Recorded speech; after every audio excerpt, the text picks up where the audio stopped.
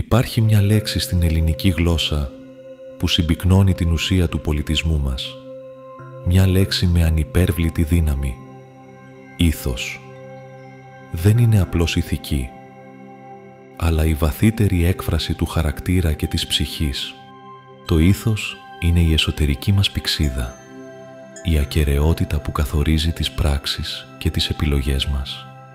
Είναι η συνέπεια λόγων και έργων, η τιμή και η αξιοπρέπεια που κληρονομήσαμε από τους προγόνους μας.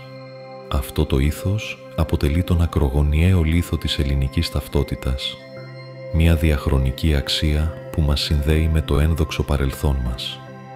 Είναι ο φάρος που πρέπει να φωτίζει το παρόν και το μέλλον μας ως Έλληνες. Ας αναλογιστούμε λοιπόν την ευθύνη που φέρουμε να διαφυλάξουμε και να αναδείξουμε το ήθος σε κάθε πτυχή της ζωής μας. Μόνο έτσι θα παραμείνουμε άξιοι συνεχιστές της κληρονομιάς μας.